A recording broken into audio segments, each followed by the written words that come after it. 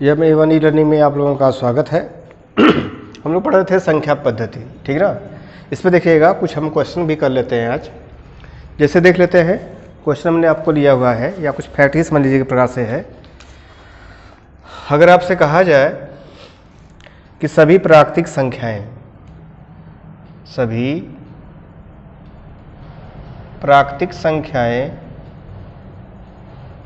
क्या होती हैं? पूर्ण संख्या होती है। पूर्ण संख्या होती है। ये कई बार पूछा हुआ भी आपसे है। उसमें आपको दे देगा कि सभी प्राकृतिक संख्याएं पूर्ण संख्या होती हैं।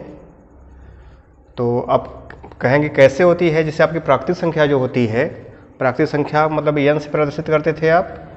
n मतलब 1 2 3 कहाँ तक? इन्फिनाइट तक हो जाएगा। और पूर्ण संख्या को आप बता सकते हैं हमें होल नंबर।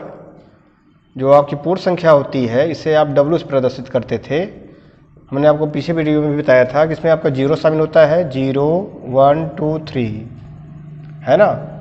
कहाँ तक? इन्फिनाइट तक जा सकते हैं आप।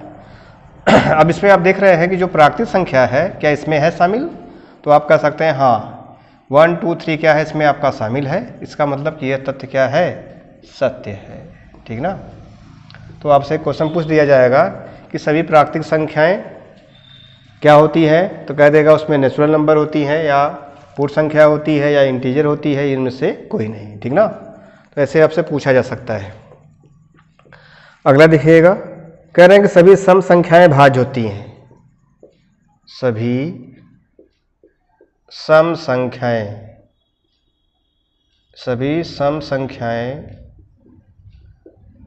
भाज्य होती हैं। अब आपसे पूछा जा रहा है कि यह कथन सत्य है कि असत्य है। तो सम संख्या का मतलब इवन नंबर में क्या जाएगा? जैसे 2 4 6 8, यानी आपके जिसके इकाई के स्थान पर 0 आपका आ जाए तो आप कह सकते हैं कि वो सम संख्या होती है। 0 भी इसमें शामिल कर सकते हैं। 0 2 4 6 8 ऐसे ही 10 ... बहुत सी हो सकती है भाई। कह रहे हैं कि ये भाज्य संख्या होती है। भाज्य का मतलब क्या हो जाएगा? Composite number. जो कंपोजिट होता है, कंपोजिट में आपका कम से कम उसके पास गुणांक कितना होना चाहिए? तो गुणांक उसका 3 होना चाहिए। तो इस प्रकार से इसमें आपका ये शामिल हो सकता है। जो कंपोजिट संख्याएं होती हैं, जो कंपोजिट नंबर होता है भाई, जैसे हमने आपको बताया था 2 है 4 है 6 है 8 ... तो जैसे आपका इसमें मान लेते हैं जो सम संख्या है, सम संख्या तो मान लीजिए यहाँ से हटा लेते हैं।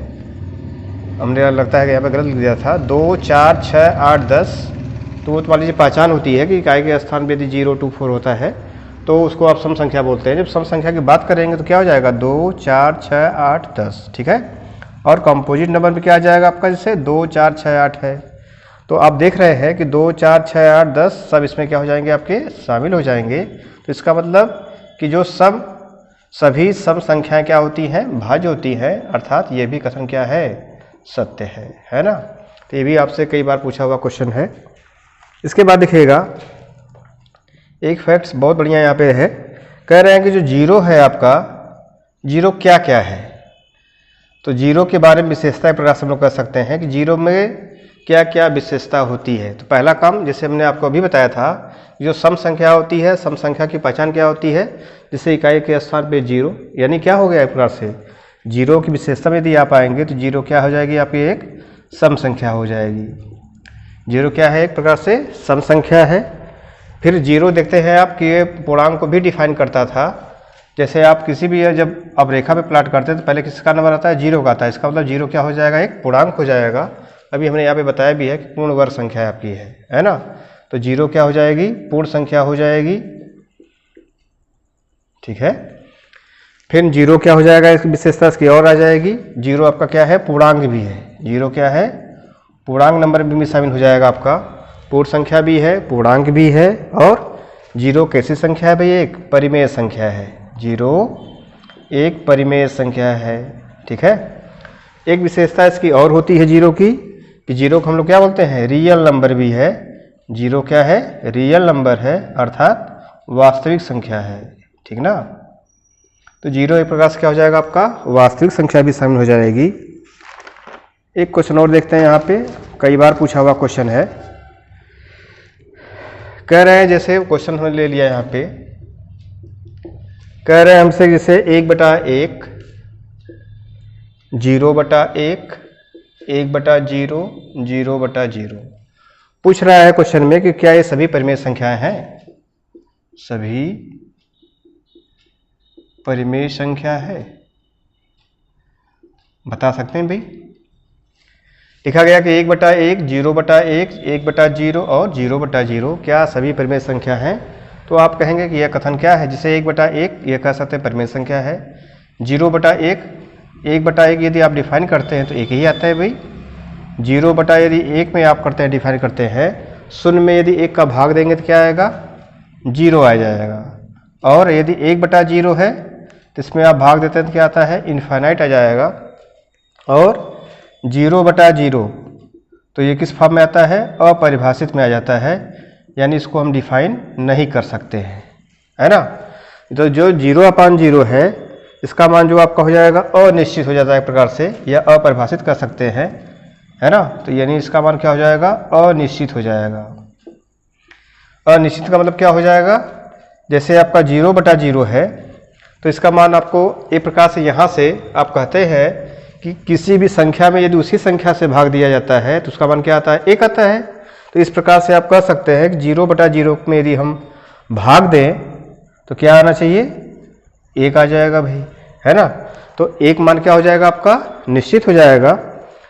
और 0 में यदि हम जैसे यहाँ पे दूसरा नंबर यदि लगा लेते हैं कि 0 से किसी भी संख्या में यदि हम भाग देंगे तो क्या आ सकता है, हमारा इनफाइनाइट आ जाएगा या अपरिभाषित आ जाएगा। इस प्रकार से, और 0 में 0 का भाग देते हैं तो क्या आ जाता है आपका, शून्य भी आ सकता है। और 0 में 0 के यदि आप यहाँ से आप डिफाइन करते हैं तो क्या हो जाएगा, इनफाइनाइट हो जाएगा। इस प्रकार से इनका 3 मान हो सकता है। तो इसलिए 0/0 को हम लोग क्या बोलते हैं, अनिश्चित बोलते हैं, है ना।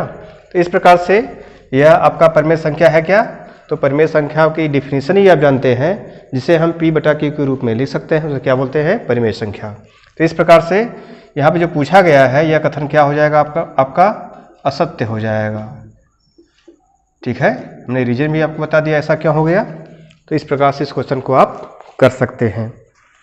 एक देखिएगा और फैक्ट बहुत बढ़िया यहाँ पे दिया गया है।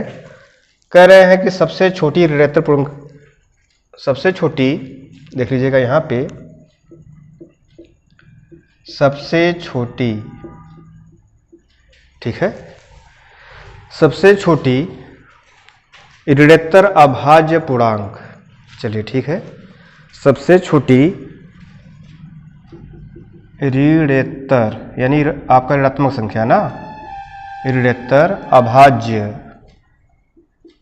अभाज्य पूर्णांक, ठीक है। सबसे छोटी ऋणात्मक अभाज्य पूर्णांक है, क्वेश्चन है आपका। ऑप्शन में हम लोग ले लेते हैं 0, ए ऑप्शन हो जाएगा भाई, बी ऑप्शन में 1 दिया गया है, सी ऑप्शन में 2 और डी ऑप्शन में दिया गया है आपको 3।